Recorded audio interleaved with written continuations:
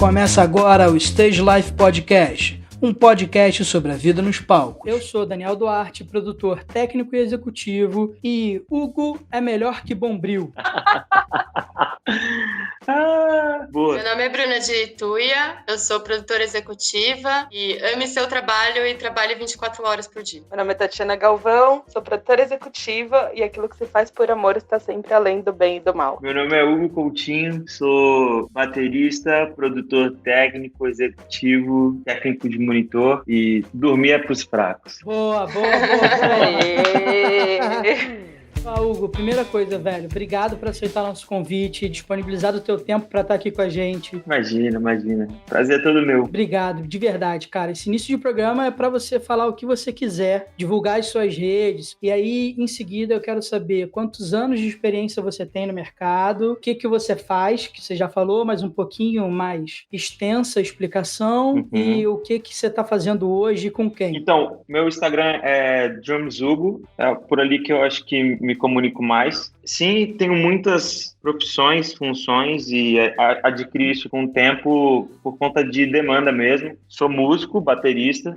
Minha função principal até então era essa. Comecei bem cedo na música. Comecei a fazer aula com 5, 6 anos de idade, de batera. E dali fui entrando nesse mundo e só aprendendo cada vez mais. E a música, para mim, ela não funciona sem uma produção. Eu percebi isso claramente e criei uma paixão enorme por produção e por áudio, além de músico. Por isso que eu adquiri todas essas funções. Mas tu começou como músico e aí depois virou técnico e em seguida produtor, ou produtor e depois técnico? Eu comecei como músico, daí logo em seguida, pirralho mesmo, já comecei a me interessar muito por áudio e na igreja mesmo já, na época, compraram uma 01V. Chega da alergia, meu irmão, de escutar 01V. Pois é.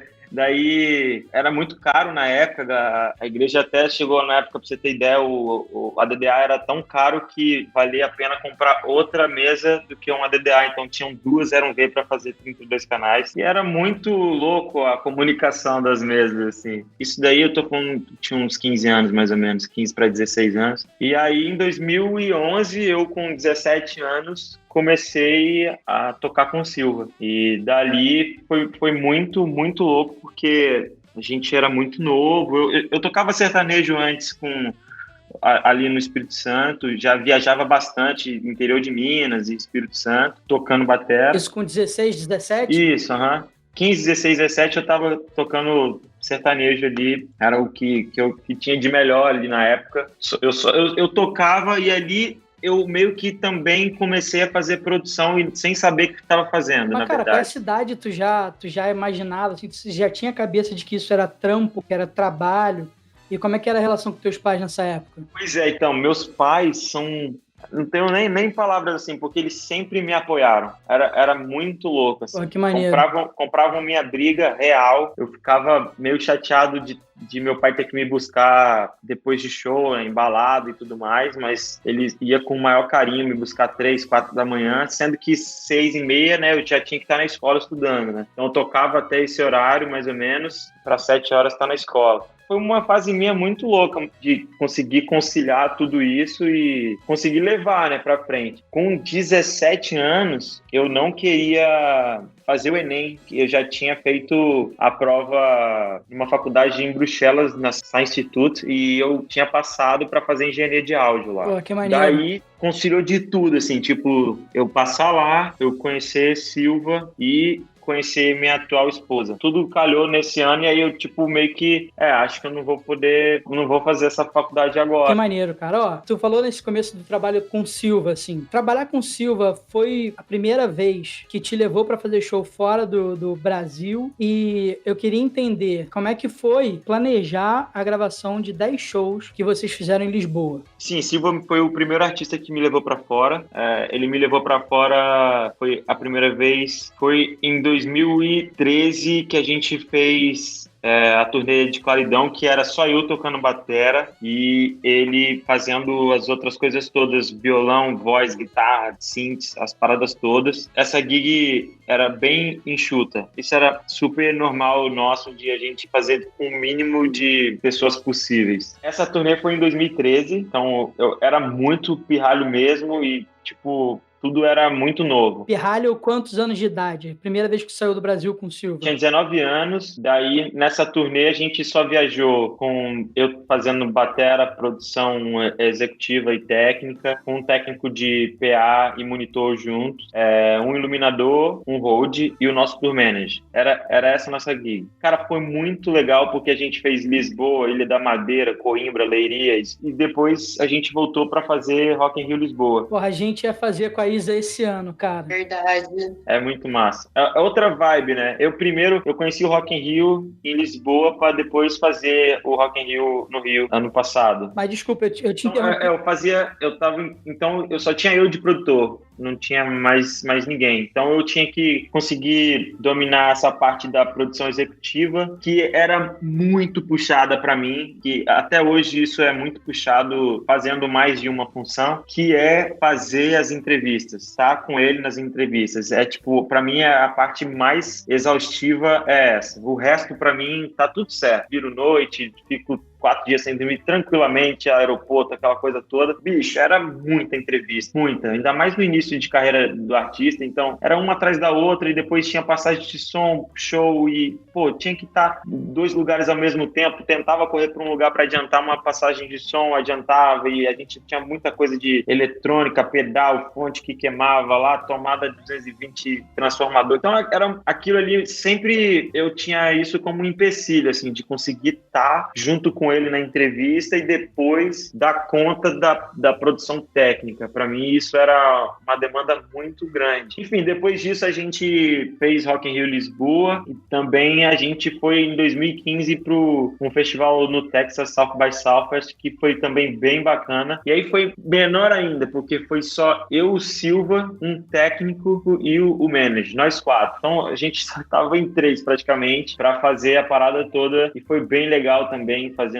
show para Gibson, fazendo show para uma série de coisas, cara, muito bacanas, assim, que foi a primeira vez da gente nos Estados Unidos. Daí, ano passado, a gente fez essa turnê que você falou, do Silva ao vivo em Lisboa. Também foi super desafiadora. Também fui sozinho fazendo a produção técnica e executiva. Aí, Silva já tá bem maior e... Outra estrutura, né? Outra estrutura, mas infelizmente... A praia foi sua também? Tudo minha. Boa. E quantidade de equipamento, quantidade de equipe, como é que foi? Nessa turnê foi bem bacana, mas também foi super desafiadora por conta de quantidade de pessoas, por conta do custo mesmo, assim, eram bastante dias, se eu não me engano, foram 12 ou 14 dias, sendo que desses 14 dias tínhamos 10 shows, então muito desses dias a gente estava tendo 2 sessões. Pegada. E agora me falha a memória quantas cidades foram, mas eu acho que devem ter sido 5 ou 6 cidades que a gente fez. Fora isso, foi uma coisa meio que para eles e pra gente também, de fazer 10 shows em Portugal, foi tipo recorde. E todos estavam esgotados, a gente saiu do Brasil com eles todos esgotados, por isso que transformaram tudo em 2 sessões e tal. Com relação à equipe, dessa vez foi babá no PA, eu fazendo monitor, gravando, tocando batera e percussão, que nesse show tinha bastante coisa percussiva, o Silva, o Júlio fazendo a iluminação e o cenário, o Lucas, nosso manager. Eu também fui de road nessa daí. Road montava cenário, junto com o Júlio, que a gente tinha que dar jeito, que tudo tinha que caber em uma carrinha, cara. Era muito louco, pra gente conseguir dar conta de chegar e não ter custos tão altos. Eu loquei os equipamentos lá, a maioria, levei só o que era realmente necessário para lá. O cenário, né? Não tinha como não levar. E, cara, não dormimos. E acabava show e... É foda isso, né, cara? Nesses dias era muito louco, porque eu tinha que acompanhar ele de novo nas entrevistas. Então, assim, de manhã cedo, eu tinha que pegar ele cedão para fazer entrevista e metia o pé pro teatro para montar cenário e passar som. Ele só chegava para tocar mesmo, porque até para ele tava muito puxado. E quem vê de fora, que só vê a entrevista acontecendo e rolando, fala, meu irmão, os caras tão tranquilão, fazendo show na gringa, não faz ideia de que a conta não fecha e que ou é na guerrilha, filho, pra grande maioria, ou não vai. Foi muito na guerrilha mesmo, assim, tivemos que 1 ou 2 dias só de day off, que eu, Tati me conhece, eu não tive esse dia de day off, eu fui procurar o teatro e achei o cara para abrir a porta do teatro e já iniciei a montagem na madrugada. Aí o cara deixou eu entrar e eu falei, cara, eu posso começar? Ele falou, pode. Eu falei, então tá. Liguei pro Júlio e falei, velho, vamos pra lá. Dormir pra quê, né? Não precisa. A galera da minha equipe sempre foi assim,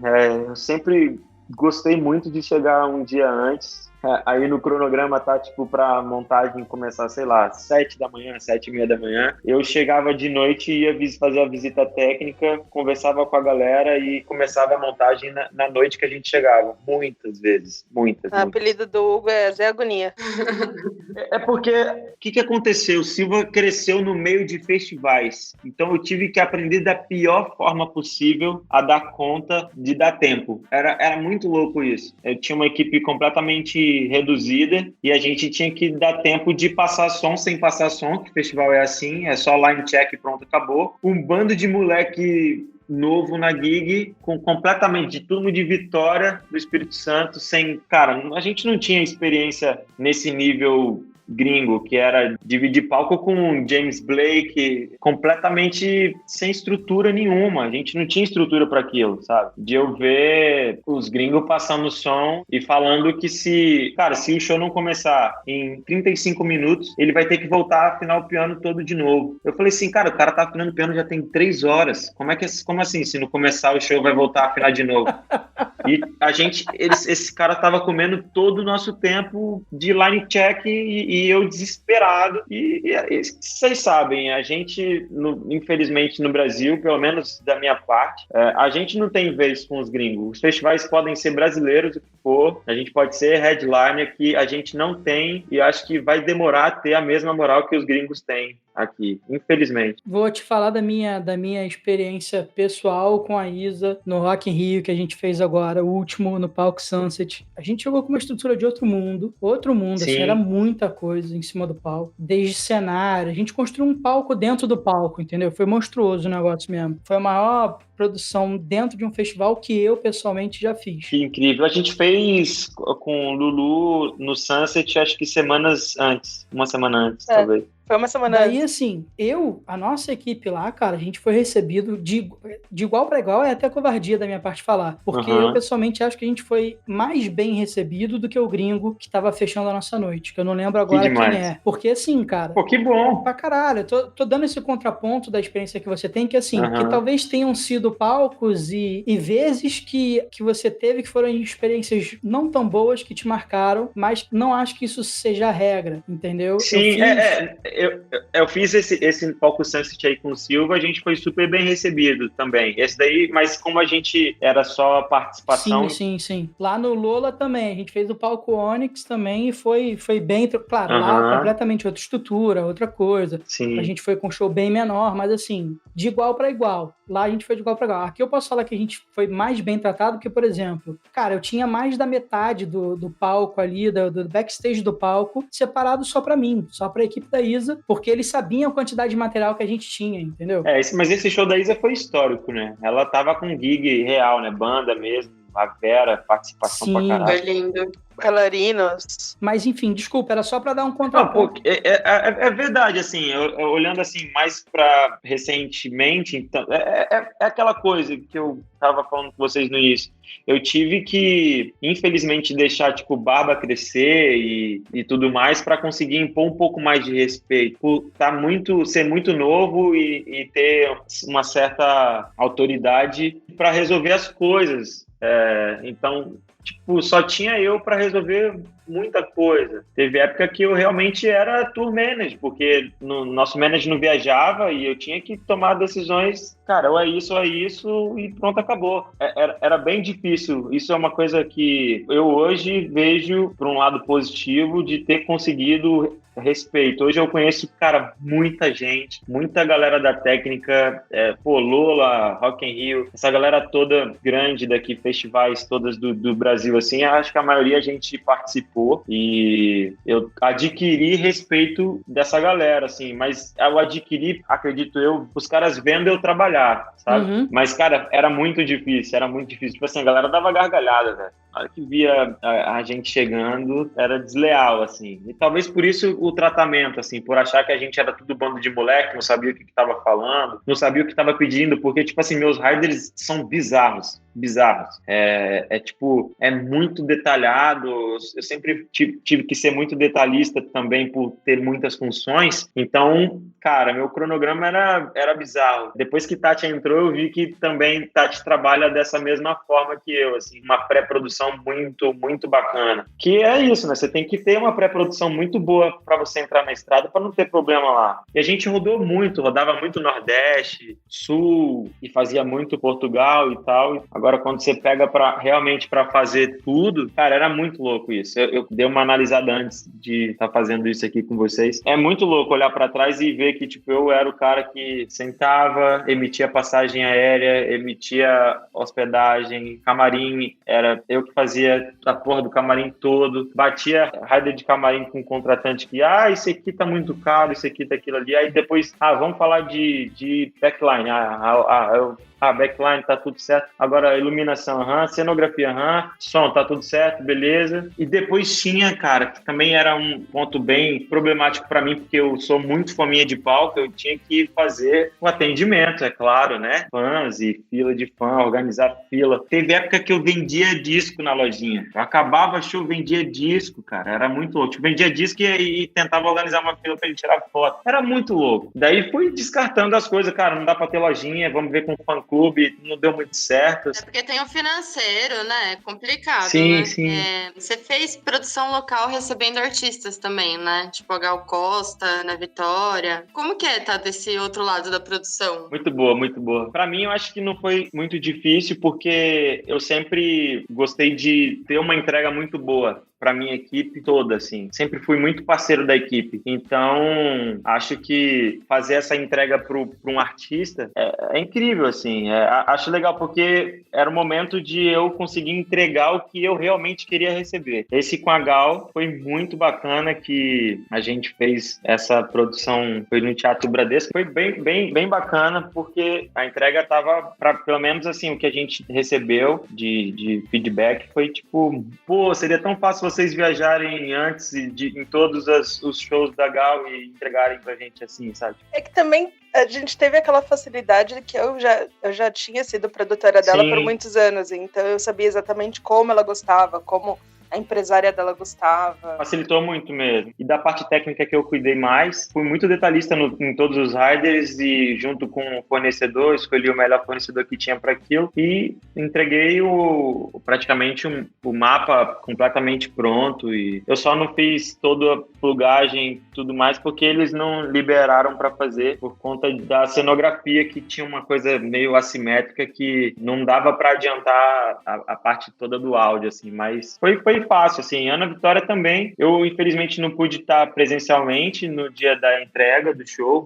por estar tendo um show junto com o Silva nesse dia, mas fiz toda a pré-produção e essa foi um pouco diferente para mim, porque me contrataram para ser meio que tipo um termômetro, assim, qual data você acha melhor, qual época, qual lugar, em pé, sentado. Então eu fui mais a fundo nesse... E, Hugo, no Thiago York, no João, tu só tocava bateria, certo? E aí, por outro lado, assim, sendo produtor e técnico, tu ser bucado só pra fazer a função de músico, como é que funciona? Você chega antes, já fica lá na montagem, ou você relaxa, vai aproveitar a cidade? Como é que é? Muito difícil. Muito difícil. Eu sabia que você ia falar isso. Foi uma experiência nova para mim. No Thiago, eu estava um pouco mais inserido por ter participado de toda a produção aí musical do Trop Lights. Era eu, o Léo Mariche e o Thiago, eu morando em Vitória ainda naquela época, o Léo morando em Curitiba e o Thiago no Rio. Então a gente se encontrava,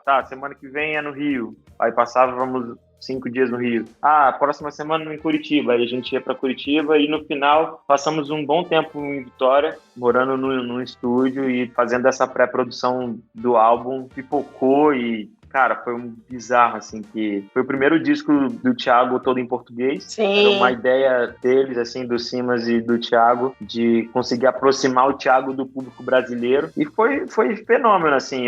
Até então nunca tinha participado daquilo. A gente fez 47 shows em 5 meses. Pra mim foi uma coisa completamente nova e eu só tocando batera. E aí a pergunta era muito difícil. Eu fiquei um pouco depressivo até. Juro, eu nem sabia o que era depressão assim, e fui ver que realmente eu tava depressivaço, porque eu ia pro hotel, eu tava fazendo o show do Thiago junto com o Silva. Então, cara, a agenda foi 47 shows só com o Thiago, mais o Silva, nem tem ideia quantos que foram nesse tempo. E fazendo tudo lá do Silva que eu tinha que fazer e tocando com o Thiago. E teve uma época que eu tava fazendo show do Silva acho que em Curitiba, e acabei tendo que ficar porque acho que 2 dias depois eu tinha show com o Thiago. Cara, eu fiquei no hotel sozinho, sem ter o que fazer, aquele clima completo tipo São Paulo, tudo cinza, chovendo. E eu não tinha ninguém, eu não tinha o que fazer, nada pra fazer. Eu fui pra um shopping andar pra ver gente. E aí no outro dia de manhã, tipo, era o dia do show, já queria pegar e minhas coisas e vamos adiantar. E, pô, Hugo, calma,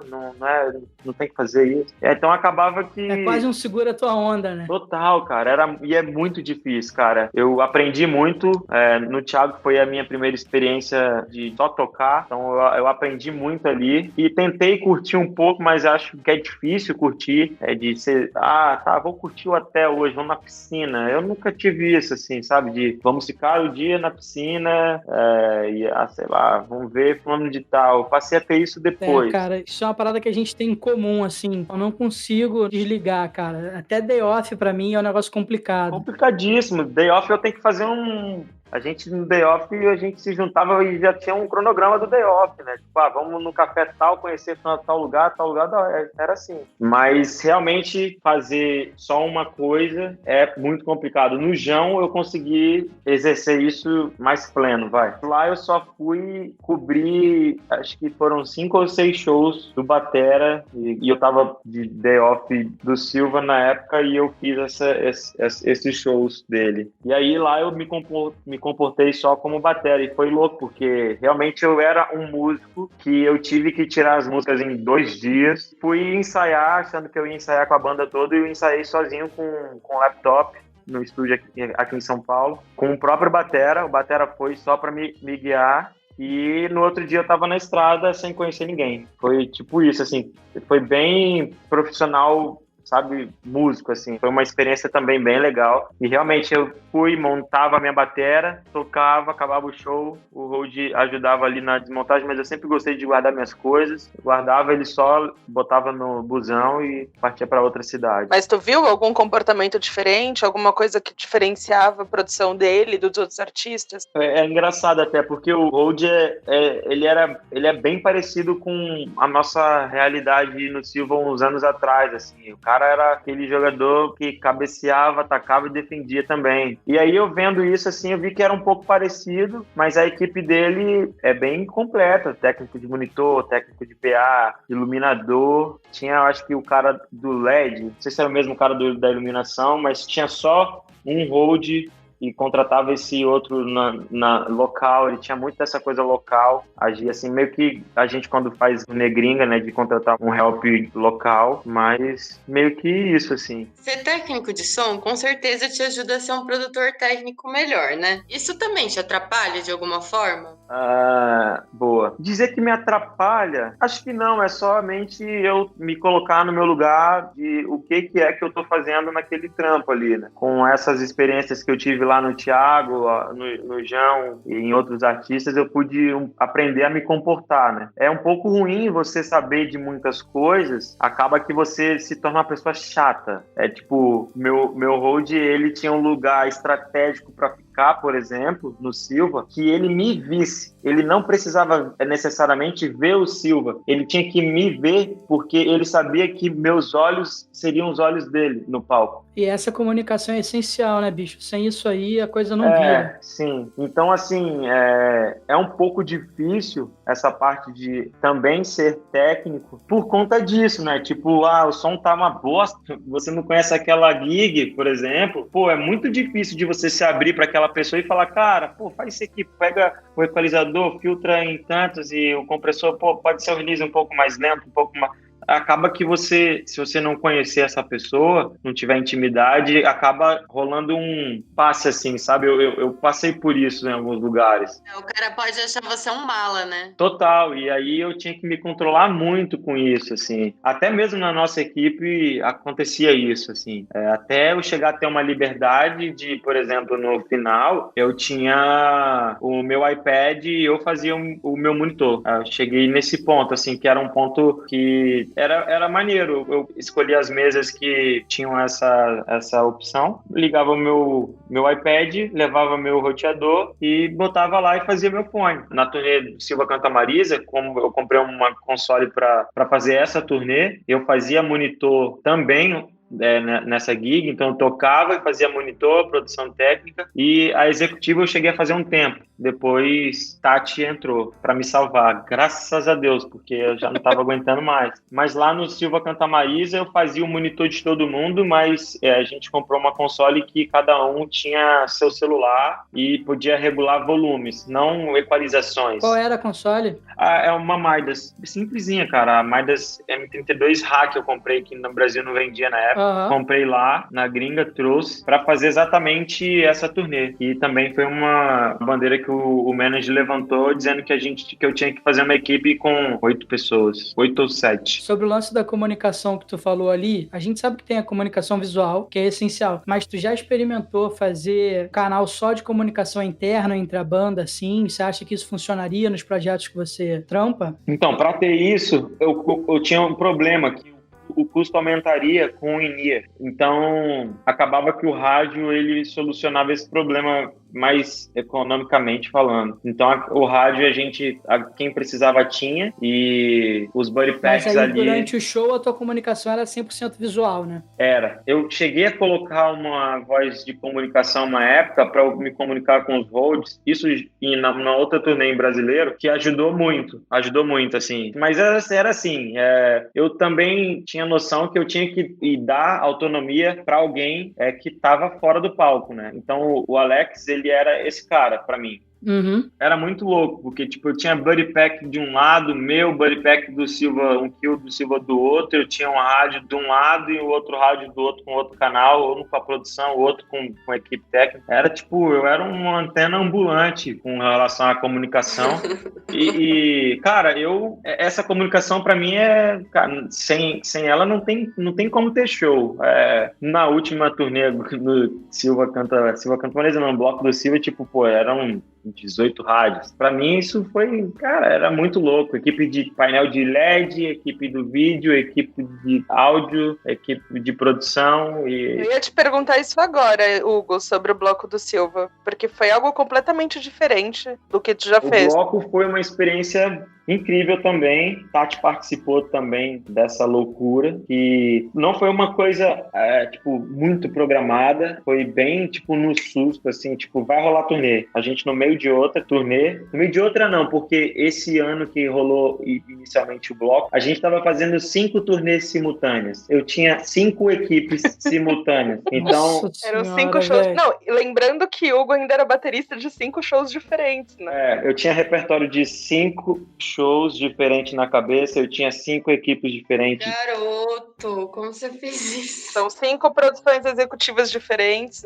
cada hora era uma coisa. Para variar, isso sempre foi um problema. A gente melhorou muito com o tempo, mas a logística para mim sempre foi um caos e eu sempre quis me envolver muito, então acabava que eu tinha um contato muito grande com os bookers, assim, tipo, cara, não fecha esse show aí porque vai foder a parada toda, mano. Eu tô com tem um show dia 15 e tem um show dia 17 de Silva Canta Marisa. O cara metia no meio um bloco do Silva, que eram músicos diferentes, backline diferente. A gente não dormia mesmo. Aí era tipo, dormir pra quê? Tipo, no aeroporto. Equipamentos diferentes. Equipamento pra mim, aqui no Brasil, eu consegui burlar bastante. Assim, a própria galera da Super Combo chegou a uma época me chamar pra, tipo, meio que fazer uma consultoria de como eu conseguia rodar o Brasil com custo baixo. Era tipo isso. Porque eu sempre viajei com muito equipamento, mas eu quase não pagava nada. Isso eu fui aprendendo e vendo as brechas das companhias aéreas. Tinha época que eu viajava com 25 pessoas, que foi no blog, 25, Tati? 24? 24. Então, tipo, eu tinha direito na companhia aérea de esteira 1.656 quilos, de graça, entre aspas, porque consegui tornar todo mundo diamante desde o início. A galera, eu contratava essa pessoa, a primeira coisa que essa pessoa tinha que fazer não era nem, sei lá, me passar a conta dela, não. Era fazer o Smiles.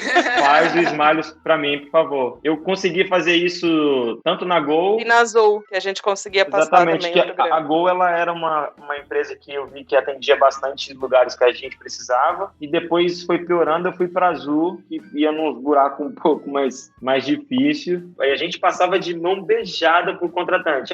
Você tem que comprar a Gol com tantas bagagens, ou Azul, tal, ou tal. Às vezes a aérea tava mais cara, mas a bagagem compensava. Eles, tipo, como assim? A passagem tá R$100 na Azul. Eu falei, tá bom, tá R$100 na Azul, mas você vai pagar isso aqui de excesso. Aí a passagem de R$600 na Gol era mais em conta. Era muito difícil de mostrar isso pro contratante. Como que foi a experiência com o Super Combo e no Lobão? É uma outra experiência, que eu fazia shows com o Lobão completamente diferente, rock. Outra área eu também tinha que me comportar com relação à produção, né? Não podia, sei de tudo. Pô, essa van tá atrasada, pelo amor de Deus, vamos embora, deixa a galera pra trás. É comportamentos que a gente tem que ir vendo e como que a gig lida, né? E lá eu vi que, cara, era muito difícil. Essa parte de... Eu falo assim, quando o artista é pequeno, é massa de trabalhar. Quando o artista é grande, também é maneiro, porque tem dinheiro pra resolver muitas das vezes. Agora, quando é médio, forte, pra mim é a pior situação, porque quer crescer, tem backline grande, tem não sei o quê, tem isso aqui, mas não tem o dinheiro, então segura dali, aí não tem um carro executivo, a van junto com todo mundo. A quantidade de conta que tem que fazer aumenta, né? Então acaba que tem que ter, a equipe tem que estar muito unida para conseguir trabalhar, né, nesse tamanho. No bloco propriamente dito, assim, como é que era a questão de produção e se ele de fato foi a parada mais diferente que tu já fez? O bloco foi bem diferente e real, porque a gente criou uma festa, né? Não era um show, era uma festa. Então, além de Silva tocar, a gente tinha que cumprir as outras atrações, ser os produtores locais dessas outras atrações. Então,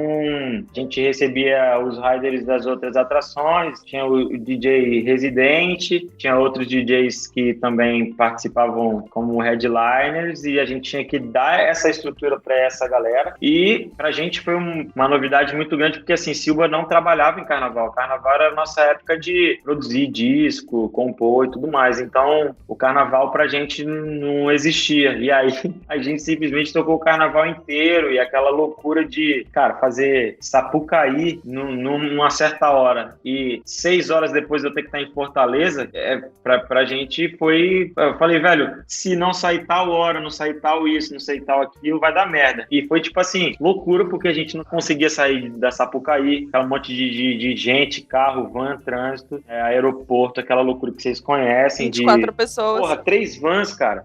Equipamento que fica agarrado num lado, fica no outro, e despachar coisa. Foi muito correria, muito correria, e tomar conta de 24 cabeças, apesar de todo mundo ser muito profissional, acaba que um ou outro acorda um dia mal, não tem aquela mesma garra, e, bicho, a gente na produção não tem dessa, né? Teve um super desafiador que foi aqui em São Paulo, no Memorial da América Latina. Os contratantes eram sócios e eles queriam fazer o bloco com trocentos artistas em cima de um trio elétrico. Eu falei que não vai dar certo. Aí eu falei que não ia dar certo, a não ser que tivesse 2 trio elétricos ou um backstage atrás do trio elétrico. Enfim, foi um trio elétrico parado. Eu falei, qual é a ideia? Aí foi tipo pré-carnaval, então a galera queria meio que passar essa impressão de que tipo, você tá num trio elétrico, né? Correndo atrás do trio elétrico de São Paulo. Tivemos muitos desafios, porque da nossa parte a gente tinha um show montado e tinha todo um setup de câmeras, e um show para, acho, sei lá, foi para 10 mil pessoas, e eu falando porque só o som do trio elétrico não dava Cara, conta. trio elétrico é um negócio que tinha que pegar, juntar todos eles num dia, num evento e tacar taca fogo, velho. Obrigada. Cara, foi bizarro, porque assim, a gente montou um palco em cima de um trio elétrico com 2 painéis de LED gigantes, com torre de delay e mesa de PA, fiz house mix, cara. Então assim, tipo, o trio elétrico realmente, ele só foi era mais barato contratar um cenógrafo pica e desenhar uma porra de um trio elétrico sei lá, de LED, de fita de LED, alguma coisa, do que ter feito aquilo, porque assim, tinha um backstage montado atrás do trio elétrico para fazer a troca de palco de 3 bandas, 3 bandas real trocaram de backline, entendeu? Pô, não sei... A gente sabe que trio elétrico é uma parada completamente debilitada, né? É perrengue, é perrengue. E falando em perrengue, tu fez a virada cultural, tu ficou na coordenação de 4 palcos, foi isso mesmo? Cara, foi isso. Foi uma loucura. Foi quando eu cheguei em São Paulo, início de 2018. Eu tinha alguns amigos trabalhando na gerência quem geria a equipe, quem montava a equipe da virada cultural. Galera lá da APA. Desculpa, cara, virada cultural é virada de São Paulo, né? Só para as pessoas que estão ouvindo também se ligarem. Isso, virada cultural paulista, isso. Foi muito, muito massa. Cara, eu não tenho, assim, foi perrengue, mas eu não tenho o que reclamar com relação à experiência, assim, porque eu tava do lado da entrega, mas assim, chutando aqui, umas 25 bandas que eu tinha que entregar. Eu tava coordenando esses palcos, que foram palcos bem, assim, categóricos, que era o Queer, ali na Praça da República, junto com o Cabaré, e o outro era o Copan, ali, chamado História do Rock. Fechamos com Paralamas, foi muito maneiro. Mas a experiência minha como coordenador técnico desses palcos foi loucura, assim, porque eu tive que, do meu jeito maluco de querer dar conta de tudo, eu participei das montagens todas desses palcos e foi uma experiência também muito louca, porque você passa a ter o descritivo dos equipamentos que você vai ter em cada palco. Você teria de cada palco. O que foi licitado. Aí você tem que pegar todos os riders de todas as bandas daquele palco, acho que de 10 a 12 bandas por palco. Daí você juntava todos esses riders, aí eu criei um rider para cada palco, baseado nos riders das bandas. Aquela onda de festival mesmo. O Lola faz isso, o Rock in Rio faz isso, nos palcos mais mistos, né? A não ser os palcozão, que troca tudo, né? A ideia é essa, a gente pega todos os riders e bota 2 moves de um som do outro, uma console que vai dar para todo mundo, só que completamente diferente, porque a verba meio que não é sua, é do governo, e você tem que conseguir encaixar os fornecedores que se listaram para aquela licitação e que passaram, que aí entra um rolê. Cara, basicamente o que tu tá me falando sobre a tua experiência nos palcos é o seguinte: se vira com 2 M7 e olhe lá. Isso, é isso. Tipo isso, assim. Mas aí eu tentava fazer do meu jeito. Então, cara, foi muito legal, porque sentava lá no escritório e fazia toda essa parte burocrática da pré, tentava ao menos, e na montagem, que é coisa de maluco, você montar um palco de 14 por 10, com backstage, a parada toda com 12 ou, tipo, 24 horas antes do evento começar, é loucura, porque você só pode fechar a rua 24 horas antes, a liberação. Então, o cronograma dos 4 palcos, para você descarregar grade, barricada, gerador, banheiro químico, palco, o teto do palco, os camarins, cada um era contratante, fornecedor diferente. O piso do camarim é um fornecedor, a cobertura é outro. O piso do palco era o grid era outro. Aí eu fui me vendo num parque de diversões louco. Cara, foi muito engraçado. Chegava a hora que eu via um caminhão passando com um tablado e eu perguntava, é 10 por 8? O cara Eu falei, pode descarregar aqui, mas não era o meu palco. Não era o meu palco, mas eu tava lá naquela hora, o cara tava procurando o palco dele, eu não sabia qual era, eu catava o palco do amigo, velho, pra entregar o meu. E foi assim que eu fui indo, e eu montei um backstage. O que deve ter de produtor te odiando agora, velho, não é pouca coisa, não. Demorei pra entender o que ele falou. Desculpa aí, galera, foi mal.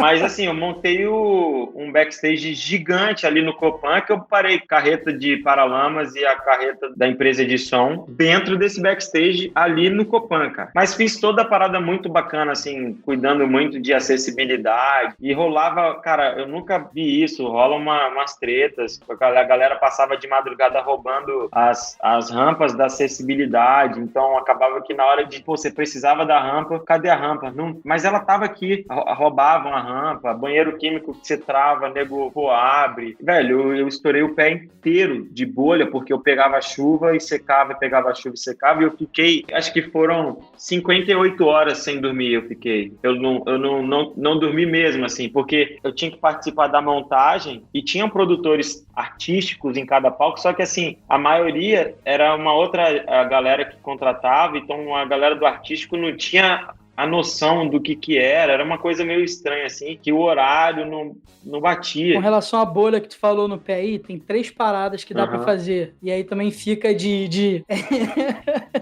brinde dica pra galera que tá ouvindo. A primeira coisa que é o mais fácil, né? Mais fácil não, mas é caro, mas é o mais imediato, é ter uma bota impermeável ou qualquer coisa do tipo. Sim. A segunda coisa Sim. se você não tem uma bota impermeável, mas tem uma botina ou alguma coisa do tipo, você passa vela nela inteira em casa antes, depois vem com o secador de cabelo bem de leve, derretendo a vela e deixa secar. E aí você impermeabiliza a tua bota. E uma terceira alternativa, que é a mais barata e que a galera costuma fazer na praça, tá na praça, tá no venue, tá fazendo a tua produção, começou a chover e tu não tá com capa de chuva, ou enfim, só tá com um par de meia e aquele único tênis, pega saco de supermercado e mete o pé dentro, depois bota dentro do tênis. O tênis vai ficar encharcado, mas o teu pé vai estar seco. O pedão, né? Cara, foi muito louco, porque o palco parecia que eram perto, os 4 palcos, mas chegou uma hora que eu não conseguia mais, não sei se vocês conhecem ali essa região, mas era ali do Copan pra Praça República. Cara, tinha a possibilidade de eu pedir o carrinho de golfe, só que a galera que tava usando o carrinho de golfe, que era os coordenador picazão lá, os noia pulava dentro do carrinho de golfe, entendeu? Então, assim, cara, era melhor não ter, entendeu? Os caras acabavam que tinha que andar com segurança no carrinho para conseguir dar conta, porque a galera entrava nos carrinhos tudinho, velho. Então, assim, eu falei, melhor andar a pé mesmo e vamos embora. Ali eu aprendi muito isso, assim, de conseguir vistoriar um palco muito melhor. Ali eu pude ver que é muito louco mesmo, assim. Eu sou um cara muito chato de, assim, o Q30, o Q50, se tem 4 furos, é para colocar 4 parafusos, não é para colocar 2. E, tipo, eu marco muito em cima dessa galera, sabe? Então a galera, pô, não precisa ser assim, mas é o meu jeito de trabalhar, então por isso que eu morri, fiquei sem voz, fiquei com bolha no pé. E eu tive show da Elza Soares lá no palco Queer, que eu tinha que ter toda a acessibilidade. Cara, minha rampa era tipo, parava na porta do camarim dela, direitinho. Foi um aprendizado muito grande. E nego fala assim, cara, você é louco de ter topado, mas eu toparia de novo. Esses sabe? shows que são com perrengue nesse nível, assim, que a gente brinca e tal, a gente fica zoando que é show de prefeitura, com licitação, cara, a gente dá o gás pra ele virar sempre, tanto do lado de quem faz, como do lado de quem chega lá pra tocar. Sim. Porque a gente sabe que quando o show vira mesmo, normalmente dá essas ocasiões, assim, que são memoráveis. A gente tá agora chegando no momento do programa que é muito mais de curiosidade do que propriamente sobre produção. Em relação a isso, eu queria saber de você o que te deu na cabeça e da onde você tirou a ideia de fazer um festival no teu casamento. Caraca! Que demais. Cara, nada mais justo do que eu fazer um festival no meu casamento. Era uma coisa óbvia. Na moral, se eu sou a tua esposa, eu acho que ia dar merda, velho. Só pra explicar pra galera, o Hugo casou em março desse ano. Ele produziu um festival onde ele era o noivo, o baterista, o produtor técnico, fez toda a produção executiva e ainda montou tudo em uma semana. É, verdade. Cara, esse casamento foi tipo virada cultural. Uau! A gente já tinha casado no cartório. E aí foi passando um tempo. Acho que não sei se chegou a dar um ano depois da gente casado. Meio que tipo, vamos fazer o casamento. E aí surgiu aquela ideia, vamos fazer uma coisa para 50 pessoas. Vamos convidar pai, mãe, avô, avó, uns padrinhos e acabou. E aí, no meio dessa loucura, dessas 5 turnês, Bloco do Silva, eu bolei uma parada toda num caderno, assim, tipo, pô, que tal fazer uma coisa para apresentar pra Karina, minha esposa. E, cara, foi muito louco, porque até eu quebrei muro, a grama tava ruim, eu descarreguei 6 caminhões de areia para fazer um chão. Tipo, fiz virar a praia a parte do show, porque eu criei 2 lados. Eu fiz um palco no casamento de 10x8, cara. Um side, PA com... eram 8 caixas, 8 line por lado, 8 subs. Pancadaria mesmo, showzão que Isa tocaria no casamento fácil. Cumpriria o rádio dela tranquilamente. A gente fez Bloco do Silva. Fizemos Bloco do Silva. E, tipo, a festa foi toda ecológica, com copos de festival mesmo, com a nossa logo e tudo mais. Não tinha nada de plástico, 0 plástico. Era a nossa ideia de fazer um festival ecológico. E foi muito louco, assim, porque completando o casamento, foi gigante e tudo mais, com 500 convidados, de 50 passou para 500. Foi, tipo, no último final de semana de coronavírus, que aí aqui... Tipo, dia 14 de março foi o último show que eu fiz, que toquei, e foi meu casamento. E aí tu foi viajar logo depois do casamento, foi fazer a lua de mel e ficou 6 meses na gringa. A nossa lua de mel foi programada pra gente ficar, acho que era um mês, e era uma lua de mel no motorhome, que a gente pegou Califórnia, o Grand Canyon, eu esqueci agora o resto das coisas, São Francisco, pegamos umas coisas legais, assim, pegamos Vegas completamente fechado, e tipo, a lua de mel toda no motorhome. Eu dirigi 5.600 quilômetros em 9 dias. Cara, o slogan foi ótimo. Dormir pra quê? Porque assim, foi carnaval, Bloco do Silva, fiz o casamento, viajamos pra Miami, dormimos um dia em Miami pra depois ir pra Los Angeles pra pegar o motorhome e dirigir por 10 dias. Eu não dormi meses, cara. E depois acabou que não conseguíamos voltar e acabamos ficando lá 6 meses. Não conseguiu voltar por conta da pandemia, foi isso? Cara, no início sim, e no final não. No final já vi que, tipo, lá tava melhor do que aqui, então eu preferi ficar lá. É o que ajudou a gente a ficar lá, pra ficar óbvio, assim. É porque a gente tinha parentes lá, então acabou que salvou a gente com relação a isso. Mas mesmo assim o gasto era muito alto. Você é brother do Tony Royster Jr. mesmo ou aquela foto com ele é só pra causar? Foi só pra causar. Eu encontrei ele, acho que 3 ou 4 vezes. Cara, ele é muito maneiro, ele é muito legal. Pra mim, eu sou muito fã dele, é um baterista... Não tem nem palavras pra falar o que ele é, velho. Ele é muito sinistro. Eu tava fazendo PA pra sei lá quem, ali no Zé Carniceria. E, velho, ele apareceu no rolê. Simplesmente aparece Tony Royster andando assim na balada. Eu olhei pra cara dele e falei, velho, que é esse cara? Nem sabia que Katy Perry tava tocando nesse dia. E aí chamaram ele pra ele ir lá assistir esse show que eu tava fazendo som. Muito louco. A gente tá chegando na parte final do programa e antes de terminar, a gente tem 3 perguntas fixas que a gente faz a todo mundo. A primeira delas é o seguinte: se no início da tua carreira lá, quando tu era moleque, 15, 16 anos de idade, tu imaginou que tu ia estar onde tu tá hoje, tocando com as pessoas que você toca, tendo a quantidade de trampo que você tem, com todas essas funções? Acho que não, velho. As coisas vão acontecendo, né? Eu acho que é fruto do nosso trabalho isso. As coisas acontecem quando você faz aquilo com amor e dedicação. Eu faço tudo com muito carinho. Tudo que vocês me derem, sei lá, você vai falar, o Guinho, vem fazer isso aqui, nem precisa falar cachê, tá tudo certo. Vou fazer aquilo ali, cara, como se fosse pra mim real. Assim. Eu acho que isso é a resposta. Como você pensa a sua aposentadoria? Adoro fazer essa pergunta, porque eu não tenho essa resposta. Cara, falar que eu não penso nisso é mentira, porque acaba que a gente que tá na estrada, a gente corre muito risco, né? E eu sempre penso nisso, no que se acontecer alguma coisa comigo, o que eu vou deixar, né? Eu, sinceramente, ainda não descobri. Eu ainda quero ter algo meu. Eu gosto muito de cozinha, eu sempre quis abrir uma hamburgueria, uma padaria. Meio que tá no sangue, assim, a família do meu pai toda mexe com isso. Eu acho que assim, minha aposentadoria, eu acredito que vai ser com eu tendo alguma empresa, alguma coisa fora da música, infelizmente. Acho que a aposentadoria vai ter que ser algo do tipo. E isso aí vai para a terceira pergunta fixa e a nossa última pergunta, e se você não fosse do meio de produção, música, shows, o que você estaria fazendo hoje? Eu acredito que estaria trabalhando nessa área de gourmet, assim, a parte de alimentação me encanta muito. Acho que essa área seria meu plano B. Que beleza. Então é isso, galera. A gente chegou ao fim de mais um episódio. Hugo, mais uma vez, meu irmão, muito obrigado, velho, por estar aqui com a gente. Pô, que isso, imagina. Foi um bate-papo muito legal, Valeu, velho. Guinho. Pô, imagina. Espero que vocês tenham gostado mesmo. Nunca fiz isso, é novidade. Gostou. Pô, que demais. E, cara, e aí? E quero conhecer vocês. Pô. Já é a segunda pessoa que vem, faz o programa, daí chega nessa parte final e fala, porra, que merda, a gente tá no meio da pandemia, a gente tinha que estar Manda junto. uma breja. Sim. Mas eu não consigo gostar de cerveja, mas eu bebo um gin com vocês. Maravilha. Porra, tá vendo? Amo. Cara, quando é chique, é Sim. chique. É chique. Né? Não tem É chique, conversa. é chique. E pra você que acompanhou o podcast hoje, entra lá no nosso Instagram, o @StageLifeBR, que é por lá que a gente posta as novidades, e é por lá que vocês podem entrar em contato, mandar suas perguntas, dúvidas e contribuir indicando profissionais para estarem aqui com a gente. Stage Life Podcast, um podcast sobre a vida nos palcos.